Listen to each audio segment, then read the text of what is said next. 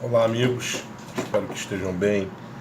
Dando continuidade aqui nessa segunda parte aqui do correção da prova de técnico do TRE de São Paulo, vamos começar a falar da questão de número 49. Lembrando, caderno de prova I09 tipo 001, tá bom? De técnico aí. Então ele diz: no período permitido por lei em ano eleitoral, o candidato Joel deseja realizar propaganda eleitoral em postos de iluminação pública.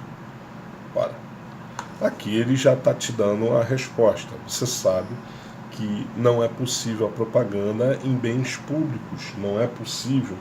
O artigo 37, parágrafo 6º da Lei 9.504, ele veda a possibilidade de propaganda em postes, viadutos, árvores, tudo isso é vedado. Então, você já sabe que essa conduta aqui do Joel não é permitida. Aí ele continua na questão de número 49.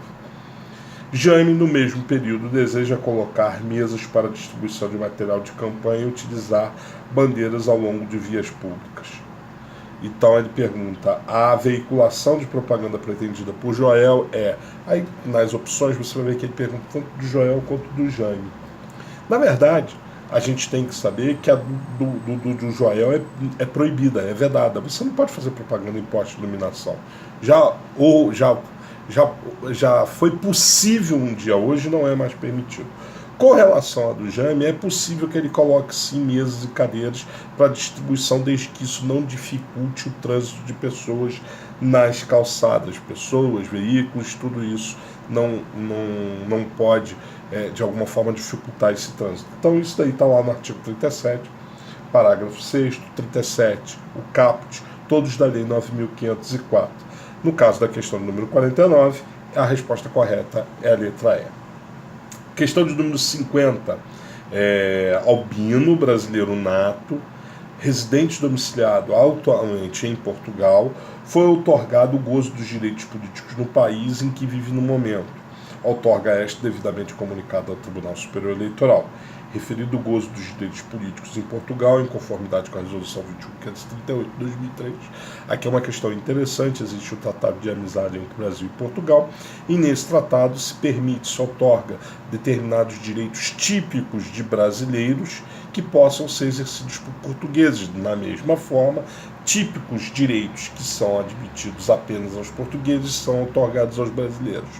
Então há essa possibilidade de um brasileiro nato, residente domiciliado em Portugal, possa votar.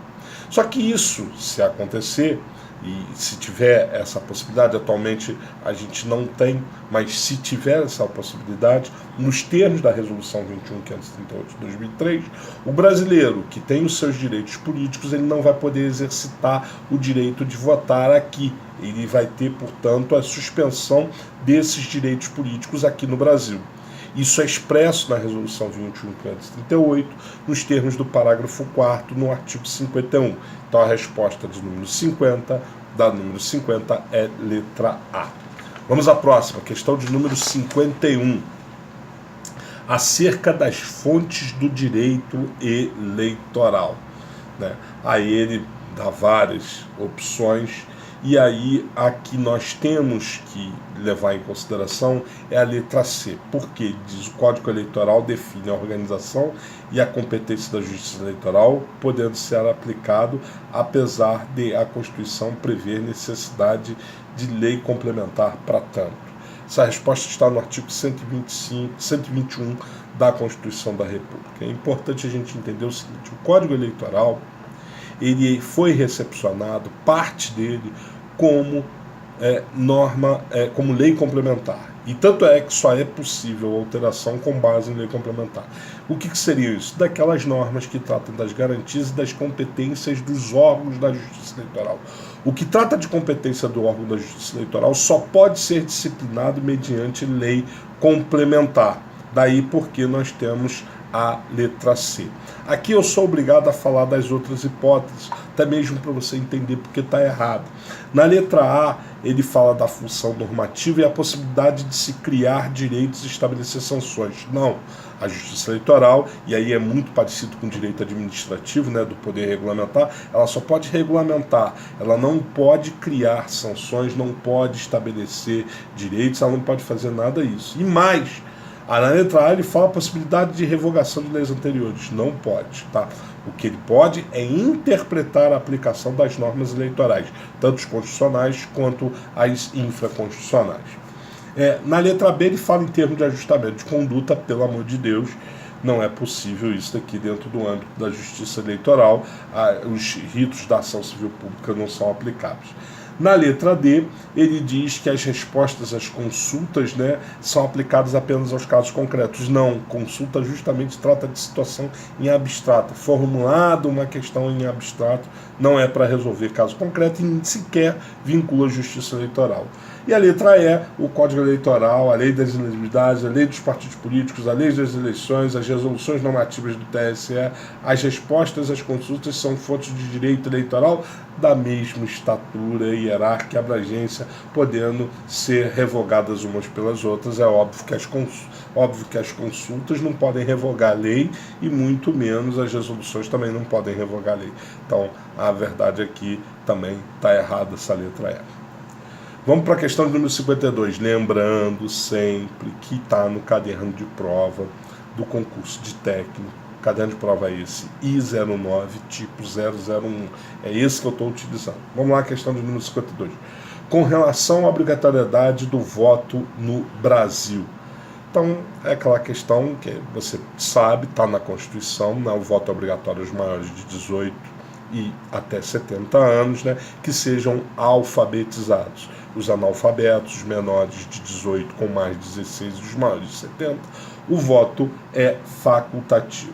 Pois bem, aí essa questão coloca várias hipóteses do quais são as sanções daquele que, portanto, não se alista como eleitor e, portanto, não vota. Então, dentre essas sanções, a resposta correta aqui da questão 52 é a letra A, ou seja, os maiores de 18 anos são obrigados a votar, podendo ser impedidos de obter empréstimos em estabelecimentos de crédito mantidos pelo governo, caso não apresentem prova da votação na última eleição. É a regra expressa do inciso 4 do parágrafo 1º do artigo 7º do Código Eleitoral. Tá bom? A letra B, ele fala também, e ela está errada, porque ela diz suspensão imediata de aluno de instituição de ensino oficial, não tem essa consequência.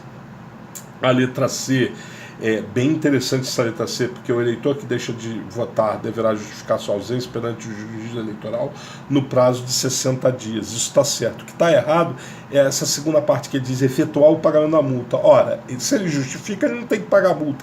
Ele tem que pagar multa quando ele não comparece para votar e não justifica nesse prazo aí de 60 dias.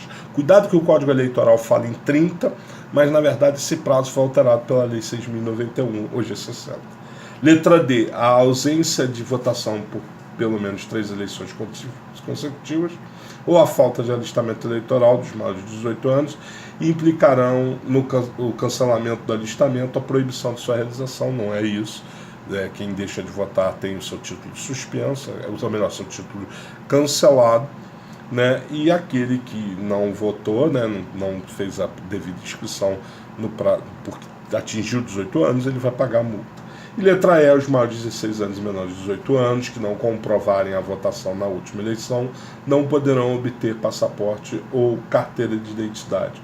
O passaporte até é possível que ele tenha restrições, mas a carteira de identidade ele não pode ter essa restrição. E mais, quem tem mais de 18 anos, 16 anos e menos de 18 anos não é obrigado a votar, então não precisa, portanto, comprovar, tá bom?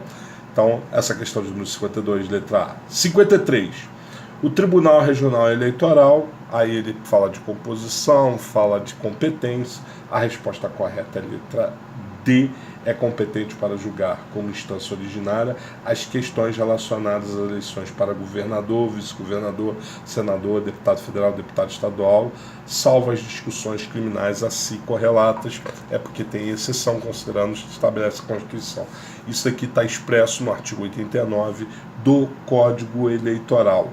Ele fala ainda das outras atribuições, a gente pode até destacar uma questão interessante, é com relação à composição. Ele tem 7 membros, o TRE, a gente não pode esquecer, e os TREs são compostos da seguinte forma: 2 desembargadores dos estados, dos tribunais de justiça dos estados, 2 juízes indicados pelo Tribunal de Justiça do respectivo estado, um juiz federal, indicado pelo Tribunal Regional Federal respectivo, e 2 advogados, que são nomeados pelo presidente da República após uma elaboração de uma lista com 3 nomes pelo respectivo TJ. Tá? Então é importante estabelecer isso. Questão de número 53, letra D. Questão de número 54. A justiça eleitoral é sui generis, na medida em que, além do exercício da função jurisdicional, é dotada de função administrativa, da função normativa e da função consultiva. Sobre as funções da justiça eleitoral, então você tem aqui as hipóteses. Quais são as funções que a justiça eleitoral tem? A resposta correta é letra A. Muito interessante isso daqui, porque eu tenho o artigo 105 do Código Eleitoral e também o artigo 23, inciso 10 do Código Eleitoral, artigo 23, inciso 10 e artigo 105 da Lei 9.504/97. Esses 2 dispositivos, eles tratam, portanto, da função normativa da Justiça Eleitoral. Como eu já disse numa questão anterior, foi na questão de número 51, em que, na verdade, eu só estou regulamentando a aplicação das leis e também até mesmo da Constituição. Ele faz essa interpretação no exercício desse poder normativo dele, tá? É importante. Não pode ser, volto a repetir, contrário à lei, tá bom? Questão de número 55, a última desse bloco aqui, a explicação do Tribunal Superior Eleitoral sobre o funcionamento desse sistema é a seguinte: os votos computados são os de cada partido ou de coligação e uma segunda etapa os de candidato. Eis a grande diferença. Em outras palavras, para conhecer os deputados e vereadores que vão compor o poder legislativo, deve-se antes saber quais foram os partidos políticos vitoriosos, para depois, dentro de cada agremiação partidária que conseguiu o número mínimo de votos, observar quais são os mais votados. Encontram-se, então, os eleitos. Esse, inclusive, é um dos motivos de se atribuir o mandato ao partido e não ao político. Ele pergunta para saber qual é esse sistema. Olha, esse é o sistema proporcional.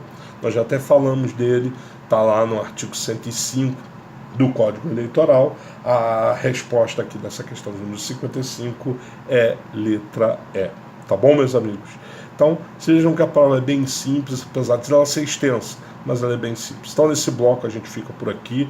No próximo, vamos fazer as últimas questões aí da prova de técnica. Beleza? Forte abraço.